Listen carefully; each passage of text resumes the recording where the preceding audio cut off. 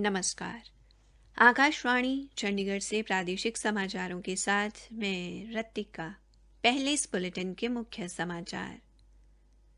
प्रधानमंत्री नरेंद्र मोदी ने कहा है कि सरकार लगातार ऐसा माहौल सृजित कर रही है जिसमें महिलाएं गांवों को समृद्ध बना सके। हरियाणा के मुख्यमंत्री मनोहर लाल ने हर खेत स्वस्थ खेत अभियान के तहत आज प्रदेश में खंड स्तर पर स्थापित की गई 40 नई मृदा जांच प्रयोगशालाओं का उद्घाटन किया। हरियाणा पुलिस के 4 अधिकारियों को वर्ष 2021 के केंद्रीय गृह मंत्री पदक के लिए चुना गया और हरियाणा के जेल मंत्री रणजीत सिंह ने कहा है कि राज्य की विभिन्न जेलों में बंद अच्छे आचरण वाले 17 कैदियों की रिहाई की अनुशंसा सरकार को भेजी जाएगी। देश भर में 18 वर्ष से अधिक आयु के सभी लोगों के लिए सरकारी केंद्रों में निःशुल्क टीकाकरण अभियान चलाया जा रहा है। आपसे अपील है कि कोविड वैक्सीन का टीका जरूर लगवाएं और इन आसान उपायों का पालन करें। मास्क लगाएं, 2 गज की सुरक्षित दूरी बनाए रखें, बार-बार हाथ धोने और साफ सफाई का ध्यान रखें। अब समाचार विस्तार से। प्रधानमंत्री नरेंद्र मोदी ने कहा है कि देश में महिलाओं के लिए अवसर बढ़ रहे हैं और सरकार उनकी शिक्षा, स्वास्थ्य, पोषण, टीकाकरण व अन्य जरूरतों को पूरा करने के लिए पूरी गंभीरता से कार्य कर रही है। उन्होंने कहा कि महिलाओं को मकान, शौचालय, बिजली, पानी और गैस कनेक्शन जैसी सुविधाएं मुहैया कराई जा रही हैं। प्रधानमंत्री ने आज वीडियो कॉन्फ्रेंस के माध्यम से आत्मनिर्भर नारी शक्ति से संवाद कार्यक्रम में भाग लेते हुए ये बात कही। उन्होंने कहा कि सरकार लगातार ऐसा माहौल सृजित कर रही है जिसमें महिलाएं गांवों को समृद्ध बना सके। स्वयं सहायता समूहों की भूमिका की सराहना करते हुए प्रधानमंत्री ने कहा कि कोरोना काल में जिस प्रकार हमारी बहनों ने स्वयं सहायता समूहों के माध्यम से देशवासियों की सेवा की है, वो अतुलनीय है। मास्क व सैनिटाइजर तैयार करने, जरूरतमंदों को भोजन वितरित करने तथा लोगों को जागरूक करने में स्व सहायता समूहों का योगदान सराहनीय रहा। उन्होंने कहा कि पिछले 7 वर्षों में स्वयं सहायता समूहों ने अपने बैंक ऋणों की वापसी को लेकर भी सराहनीय कार्य किया है। श्री मोदी ने कहा कि जब उनकी सरकार आई तो ऐसी करोड़ों महिलाएं थीं जिनका बैंक में खाता तक नहीं था और केंद्र ने पहली बार जनधन खाते खोलने के लिए व्यापक अभियान चलाया। प्रधानमंत्री ने कहा कि उनकी सरकार ने पिछली सरकार की तुलना में महिला सहायता समुदायों की ज्यादा मदद की। उन्होंने स्व सहायता समूहों से स्वतंत्रता के 75 वर्ष पूरे होने के अवसर पर वर्ष में 75 घंटे निकालकर स्वच्छता और जल संरक्षण हेतु कार्य करने के लिए आग्रह किया। उन्होंने कहा कि देश को एक बार इस्तेमाल होने वाले प्लास्टिक से मुक्त कराने के लिए अभियान जारी है और इसमें स्व सहायता समूहों की दोहरी भूमिका है। उन्होंने कहा कि स्व सहायता समूहों को इसके बारे में जागरूकता फैलानी होगी और इसके विकल्प के लिए कार्य करना होगा। प्रधानमंत्री ने कहा कि यह आज़ादी के 75 सालों के नए लक्ष्य निर्धारित करने और नई ऊर्जा के साथ आगे बढ़ने का समय है। इस अवसर पर श्री मोदी ने दीनदयाल अंत्योदय योजना, राष्ट्रीय ग्रामीण आजीविका मिशन के तहत महिला स्वयं सहायता समूहों के सदस्यों के साथ बातचीत की। प्रधानमंत्री ने 4 लाख से अधिक स्व सहायता समूहों की आर्थिक मदद के लिए 1625 करोड़ रुपए की राशि जारी की।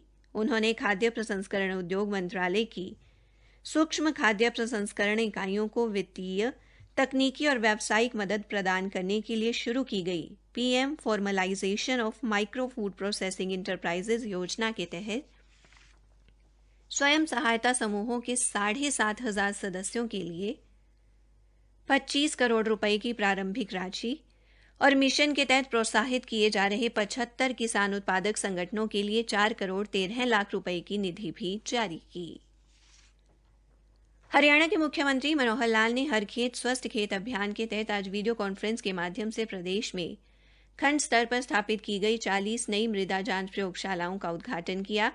प्रथम चरण में इन प्रयोगशालाओं के माध्यम से इस वर्ष 25 लाख एकड़ भूमि की मृदा जांच की जाएगी। उद्घाटन अवसर पर हरियाणा के कृषि मंत्री जेपी दलाल तथा मंडी बोर्ड के अध्यक्ष नयनपाल रावत भी उपस्थित रहे। इसके अलावा केंद्रीय राज्य मंत्री कृष्णपाल गुर्जर, प्रदेश के मंत्री, सांसद व विधायक भी वीडियो कॉन्फ्रेंस के माध्यम से जुड़े। मुख्यमंत्री ने कहा कि किसानों की आय दोगुनी करने के प्रधानमंत्री के स्वप्न को साकार करने के लक्ष्य के तहत प्रदेश में ये मृदा जांच प्रयोगशालाएं स्थापित की गई हैं ताकि किसानों को मिट्टी की जांच के आधार पर यह बताया जा सके कि किस फसल की बिजाई करना किसानों के हित में होगा। उन्होंने कहा कि अगले 3 वर्षों में प्रदेश की सारी 75 लाख एकड़ कृषि भूमि की मृदा जांच 3 वर्ष में की जाएगी। मुख्यमंत्री ने किसानों को जैविक व प्राकृतिक खेती की तरफ बढ़ने का आह्वान करते हुए कहा कि ऐसा करने से खाद्य उत्पादों के कारण निरंतर बढ़ रही बीमारियों की रोकथाम में किसानों की अहम भूमिका रहेगी। श्री मनोहर लाल ने कृषि विभाग के अधिकारियों को निर्देश दिए कि उच्च माध्यमिक विद्यालयों व महाविद्यालयों के विद्यार्थियों की मृदा जांच के कार्य में भागीदारी सुनिश्चित करने के लिए व्यापक योजना बनाएं ताकि विद्यार्थी पढ़ाई के साथ कमाई भी कर सकें। उन्होंने कहा कि किसान के बेटे पढ़ाई के साथ खेतों से मिट्टी के नमूने एकत्रित करने का काम रुचि लेकर कर सकते हैं। इसके लिए विद्यार्थियों को प्रति नमूना 40 रुपये का मानदेय दिया जाएगा। कार्यक्रम को संबोधित करते हुए प्रदेश के कृषि मंत्री जेपी दलाल ने कहा कि अब किसानों को अपने खेत की मिट्टी की जांच करवाने की सुविधा उनके घर के नजदीक मिलेगी। कृषि मंत्री ने कहा कि अभी तक सूक्ष्म तत्वों के विश्लेषण की सुविधा सभी प्रयोगशालाओं में नहीं थी, लेकिन अब ये सुविधा प्रत्येक प्रयोगशालाओं में उपलब्ध होगी। जिला फतेहाबाद को 5 मृदा परीक्षण प्रयोगशालाएं मिली हैं, जिन पर लगभग 32,50,000 रुपए की राशि खर्च हुई है। सिरसा में जिला स्तरीय समारोह में उपायुक्त अनीश यादव ने कहा कि मुख्यमंत्री ने जिले में 124,23,000 रुपए की लागत से बनी 5 मृदा परीक्षण प्रयोगशालाओं का उद्घाटन किया है। पलवल में विधायक दीपक मंगला ने बताया कि पलवल में बनाई गई नई मृदा जांच प्रयोगशाला के निर्माण पर लगभग 56,48,000 रुपए की राशि खर्च हुई है। भिवानी के लघु सचिवालय परिसर स्थित उद्घाटन कार्यक्रम को संबोधित करते हुए उपायुक्त जयबीर सिंह आर्य ने कहा कि जिले में जुई व ढिगावा में मृदा जांच प्रयोगशाला स्थापित की गई है।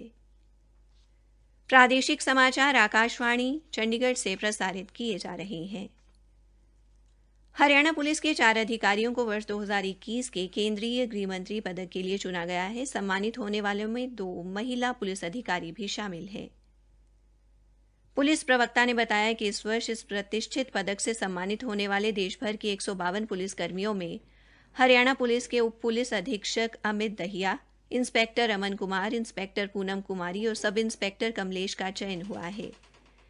श्री अमित दहिया को रोहतक जिले में एक महिला की दुष्कर्म के बाद हत्या के मामले में उत्कृष्ट जांच व अनुसंधान करने पर इस महत्वपूर्ण पदक से नवाजा गया है। पुलिस महानिदेशक मनोज यादव ने प्रतिष्ठित पुरस्कार पाने वाले 4 पुलिस अधिकारियों को बधाई दी है। हरियाणा के जेल मंत्री रणजीत सिंह ने कहा है कि राज्य की विभिन्न जेलों में बंद अच्छे आचरण वाले 17 कैदियों की रिहाई की अनुशंसा सरकार के पास भेजी जाएगी। श्री रणजीत सिंह ने आज चंडीगढ़ में इस संबंध में राज्य स्तरीय समिति की बैठक की अध्यक्षता करने के बाद ये जानकारी दी। उन्होंने कहा कि बैठक में 42 कैदियों को अच्छे आचरण के आधार पर रिहा करने तथा जेल में रहते हुए उनके व्यवहार पर मंथन किया गया। इन सभी को समय से पहले रिहाई के अंतिम फैसले के लिए सरकार के पास भेजा जा रहा है।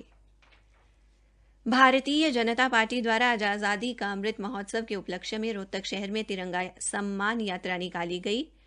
इस यात्रा में प्रमुख तौर पर हरियाणा विधानसभा के उपाध्यक्ष रणबीर गंगवा, रोहतक से बीजेपी सांसद डॉक्टर अरविंद शर्मा, हरियाणा सरकार में पूर्व मंत्री मनीष ग्रोवर और पूर्व ओलंपिक पदक विजेता योगेश्वर दत्त शामिल हुए।